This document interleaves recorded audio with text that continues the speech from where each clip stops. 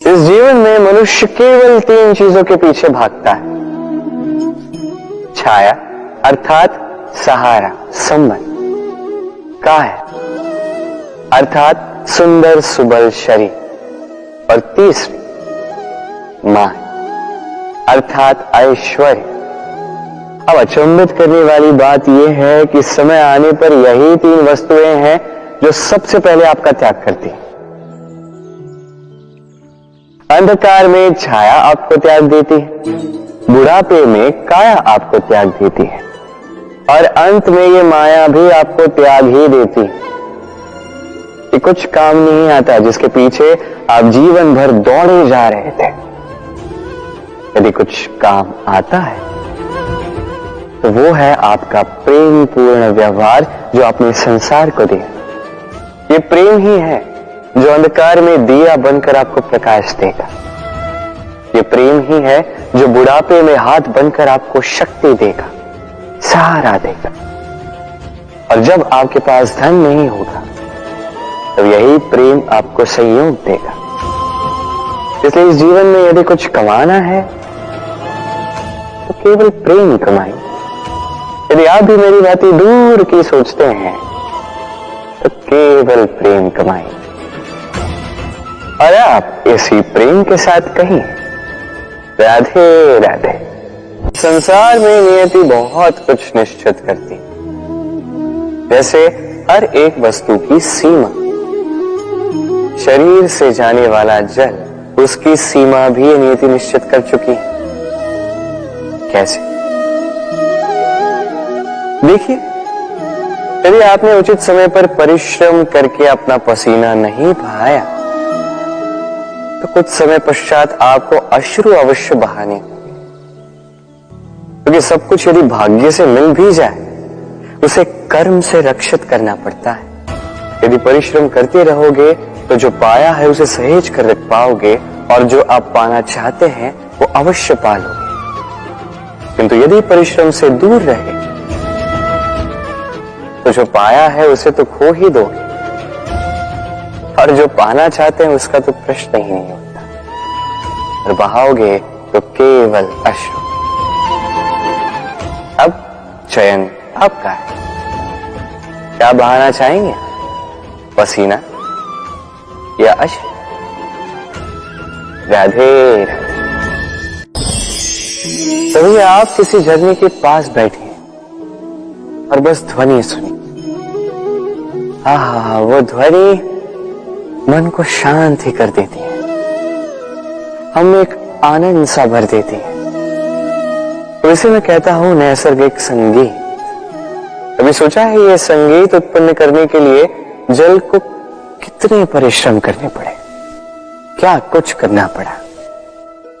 सोचिए वो जल कहां कहां से गिरा होगा, किन किन चट्टानों से जाके टकराया होगा, कैसी तीक्ष्ण रेखाओं का सामना किया होगा, उसे कैसे लांघा होगा, अपने तन में समाहित उन पत्थरों से कैसे संघर्ष किया होगा, कैसे आगे बढ़ा होगा।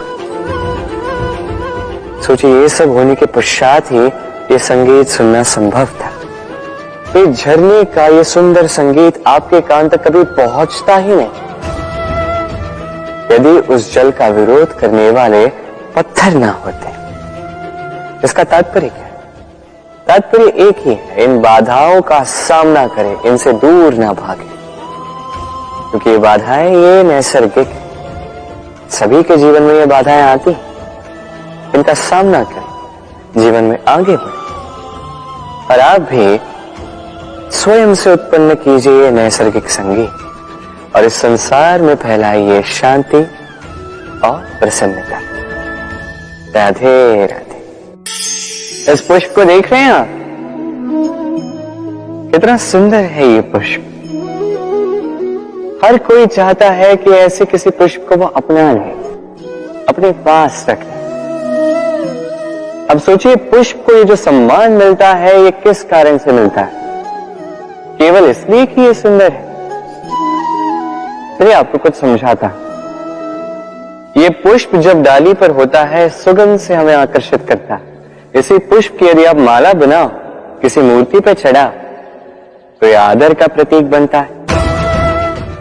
अब यही पुष्प यदि आप शैया पे बिछा दो तो आप वो दृश्य देखकर आप उस सुगंध से आपका मन प्रफुल्लित हो जाएगा। किंतु सोचिए, यही पुष्प यदि ये आप अर्थी पर सजाते हैं तो इस पुष्प का कोई सम्मान नहीं करता। कैसी बात है? वही पुष्प है, इस परिस्थिति में इसे सम्मान मिल रहा है, इसमें नहीं मिल रहा। क्यों? क्योंकि यही छिपी है एक महत्वपूर्ण सीख। इसका सार ये है कि सम्मान व्यक्ति या वस्तु का नहीं किया जाता, सम्मान किया जाता है समय और स्थिति का। अब समय जो है, समय हमारे वश में तो है नहीं, हमारे वश में है स्थिति। हमारी स्थिति कैसी होगी इसका निर्णय स्वयं हम लेंगे, और जैसी हमारी स्थिति होगी वैसा हमारा सम्मान होगा। तो आइए मेरे साथ प्रेम से कहिए, राधे राधे। सफलता, सफलता कौन नहीं पाना चाहता? हर एक व्यक्ति चाहता है कि सफलता स्वयं आकर उसके कदम छूए। अब सफलता कदम केवल उनके चूमती है जिनके पांव धरातल पर होते हैं, जो स्वप्न की आशा में उड़ते नहीं, जो यथार्थ के धरातल से जुड़े होते हैं, वो भी दृढ़ता के साथ। सफलता उनको नहीं मिलती जो घर पे बैठे बैठे केवल स्वप्न देखते हैं।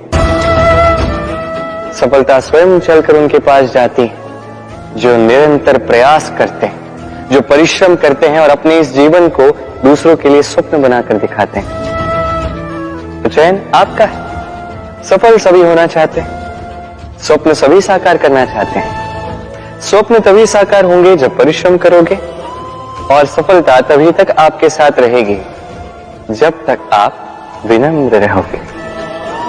तो आइए मेरे साथ प्रेम से कहिए, राधे राधे। समस्याएं,